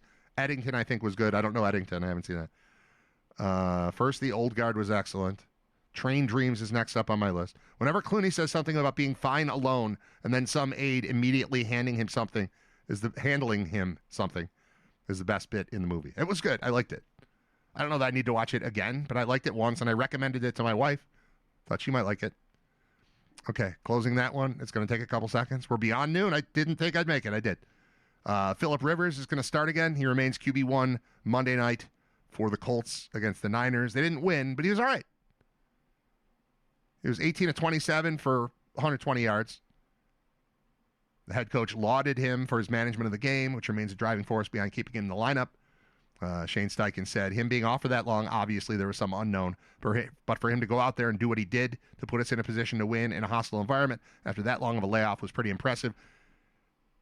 Getting us into the right plays, managing the game, I thought he was phenomenal in that regard on the sidelines. His leadership, all those things he brings to our team will be beneficial for all of us. I like the story. I've always liked Phillip Rivers. If you're familiar with what I was doing on the radio back in 2004, you would know that. Jeremy and I were very high on Phillip Rivers, and it was the Bills really needed a quarterback, and they were picking like 13th, and it was being talked about as if Rivers was going to be a second-round pick, and we started going nuts. Like, if he's available in the second round, you should take him in the first round. And then it turned out he wasn't available at all because he went 4th overall, and then was immediately traded to the team that had the first pick overall. We learned during the process that the Chargers wanted Rivers, and they had the first pick, but they felt they could do better than just taking him by taking Manning and swapping with the Giants, and that's what ended up happening. So the Chargers didn't draft him. The Giants did. The Chargers took Manning first. Rivers went 4th. I'm just reliving history. You either already know this or you don't care, is my guess. But I'm just telling you. I've been on the Phillip Rivers train for a long time, is my point, and him coming back 21 years after I was campaigning for the Bills to draft him while he's a finalist for the Hall of Fame is an interesting story. I like it. Here's a Boston Globe story that I can't open, but I can just read the headline. I've been very curious about how things are being treated in the Boston area following that win the Bills had on Sunday. A lot of whining, a lot of, the officiating is what cost us type of stuff. I didn't feel that. I thought there were some weird moments in the game. The weirdest was the way that the Patriots were granted a free field goal at the end of the half with the goofy use of the clock. But here's the headline. Losing to the Bills might provide best of both worlds as the Patriots grow into their contention era. I will say that's probably right, in that if the Patriots beat the Bills twice and then they were to meet up again in January, we would be getting into all of the, it's hard to beat a team 3 times type of stuff. But also I think you would be dealing with a ridiculous amount of pressure on May and the Patriots to handle this team they were able to handle in the regular season. Not unlike the Bills facing the Chiefs in the regular season versus the playoffs. I could see it building to that. Now that they've lost to the team, there's going to be a healthier dose of respect, I would think, for the team. And it's probably better for the Patriots, if they're going to play a third time, to have lost this game. I will agree with that. Don't get me wrong. I wanted the Bills to win it because I still want the Bills to win the division. I still think it's very, very likely that they do. But I can see from the Patriots standpoint how it might be better to have dropped that game. Okay, what else do we still have on the screen? It's just taking so long to get from one to the next. LA Angels president testifies he wishes he'd known about drug use before pitcher's fatal overdose.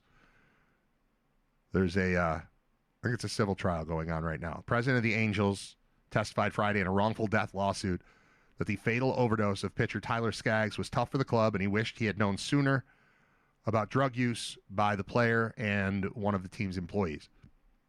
John Carpino, president of the Angels since 2009, made the comments during the final moments of defense testimony in a long-running trial in California over whether the MLB team should be held responsible for Skaggs' death. He told jurors that Skaggs and team communications director Eric Kay, who was convicted of providing Skaggs a fentanyl-laced pill that led to his 2019 death, were both addicts and distributed drugs too. Says, knowing what we know now, I wish we would have heard. Closing arguments are scheduled for Monday in the lawsuit filed by Skaggs, or by his family, I should say, contending the team knew or should have known Kay was addicted to drugs and dealing to players.